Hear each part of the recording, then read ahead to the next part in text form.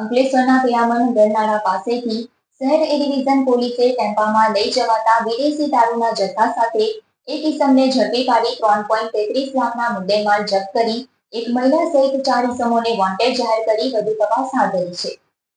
અંકલેશ્વર શહેર એ division police મથકના staff પેટ્રોલિંગમાં હતો તે દરમિયાન માહિતી મળી હતી કે સંજયનગરમાં રહેતો સલાઉદ્દીન ઉર્ફ શહેજાદ સલીમ પટેલ જીઆઈડીસી ડેપો બાજુથી એક ટેમ્પો લઈ ઇંગ્લિશ દારૂનો જથ્થો લેવા ગયેલ છે અને પિરામણ ગરનાળાથી ચર્ચ જકાત નાકા જઈ નવીનગરી બાજુ જનાર છે. જે માહિતીના આધારે એ ડિવિઝન પોલીસે પિરામણ ગરનાળા પાસે વોચ ગોઠવી હતી. તે દરમિયાન ટેમ્પો આવતા પોલીસે તેને રોકી અંદર તલાશી લેતા કાપડની થેલી અને ટ્રોલી બેગમાંથી વિદેશી દારૂની 288 નંગ બોટલ મળી આવી હતી.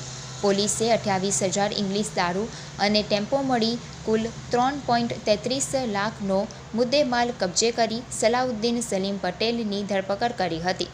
જ્યારે કમલેશ ખોડા વસાવા, રમીલાબેન વસાવા, સુભાષ યાદવ સહિત 4 ઇસમોને વોન્ટેડ જાહેર કરી